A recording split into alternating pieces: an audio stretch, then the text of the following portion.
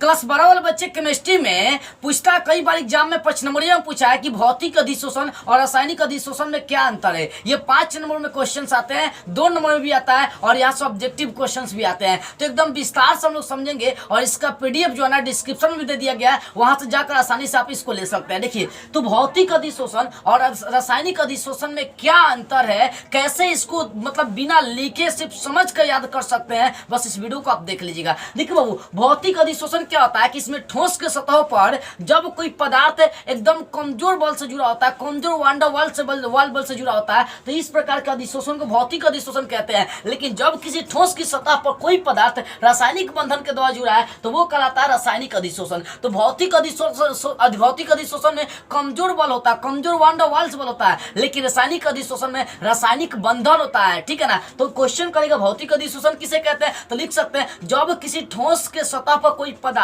कमजोर वांडर वाल बल से जुड़ा होता है तो इस प्रकार के अधिशोषण को भौतिक अधिशोषण। लेकिन जब किसी ठोस की सतह पर कोई पदार्थ रासायनिक बंधन से जुड़ा होता है और वहां पर जो अधिशोषण होती है उसे हम लोग रासायनिक अधिशोषण कहते हैं। ठीक है ना। अब भौतिक अधिशोषण और रासायनिक अधिशोषण में अंतर क्या, इसको समझिए।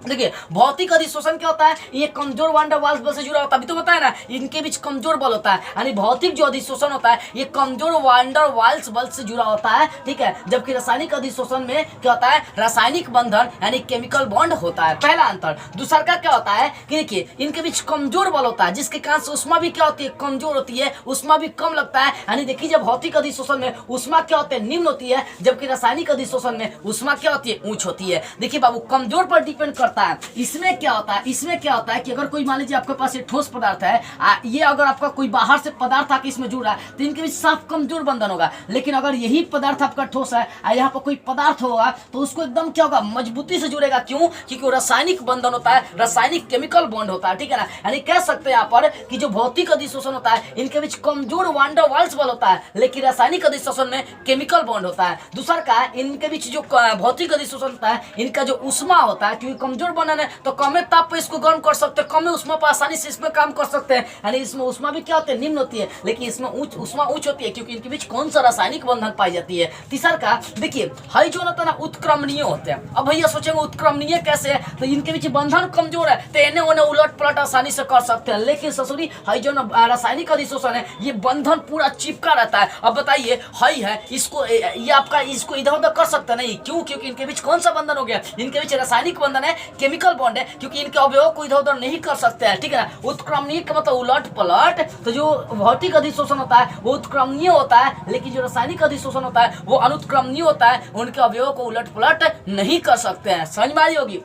चौथा देखिए, भौतिक अधिशोषण होता है ना, बहुआण्विक स्तर बनाता है। बहुआण्विक स्तर का मतलब क्या है, बहुत सारे अणु आकर उसमें चिपक जाएंगे, लेकिन फिर भी ससुरी क्या रहेगा, उनके बीच बंधन कमजोरी रहेगा। क्यों? अगर ये कोई ठोस है, अब कोई ये ठोस है, अब बहुत सारा पदार्थ आके यहाँ पर चिपकेगा, फिर भी वहां पर क्या हो जाएगा, कमजोर बल बनेगा। और कमजोर लोगों के पास से क्या होता है, बहुत लोग आएंगे मार उड़ कर चले जाते हैं। कमजोर देखिए, जो धनवान होता है, जो मजबूत होता है, उसके पास कोई नहीं जाएगा। देखिएगा, इसी प्रकार से यहाँ पर बल कमजोर होता है जिसके कारण से ढेर सारा आता है, ढेर सारा लोग आएगा, इसको मार के चला जाता है। यानी बहुआण्विक, यानी जो आपका भौतिक अधिशोषण होता है वो बहुआण्विक स्तर बनाता है, लेकिन जो रासायनिक अधिशोषण होता है वो स्वयं कहता है कि हम एक गो हैं, हमें ऐसा कोई नहीं है। यानी एक आणविक स्तर बनाने का काम करता है। यानी भौतिक अधिशोषण बहुआण्विक स्तर बनाएगा, जबकि रासायनिक अधिशोषण क्या बनाएगा, एक आणविक स्तर बनाता है। अब आगे चलते हैं, पांचवा अंतर देखते हैं। देखिए, जो भौतिक अधिशोषण होता है ये इसकी प्रकृति विशिष्ट नहीं होती है, ये विशिष्ट प्रकार का नहीं होता। जो कमजोर है वो किसी के लिए कभी विशेष हो सकता नहीं, जो मजबूत है वो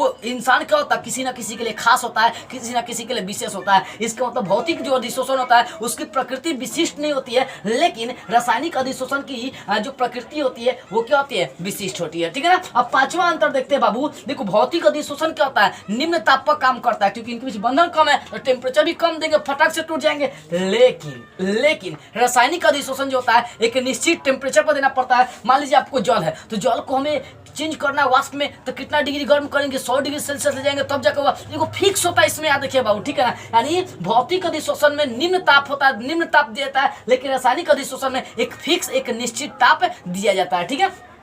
तो भौतिक अधिशोषण में निम्न ताप, लेकिन रासायनिक अधिशोषण में निश्चित टेम्परेचर पर गर्म की जाती है। अब सातवां अंतर, जो भौतिक अधिशोषण होता है ये गैस की प्रकृति पर निर्भर करता है कि कौन सा पदार्थ, कौन सा गैस इसकी सतह पर आकर जुड़ रहा है, उसी पर निर्भर करता है। लेकिन ये गैस की प्रकृति पर निर्भर नहीं करता है, क्योंकि इनके पीछे रासायनिक बंधन बनती है। तो ये जो आपका भौतिक अधिशोषण होता है ये गैस पर निर्भर करेगा कि गैस कैसा है, और ये गैस पर निर्भर नहीं करेगा। अंतिम अंतर इसका देखिए, आठवां अंतर, ताप बढ़ने पर ये घटता है।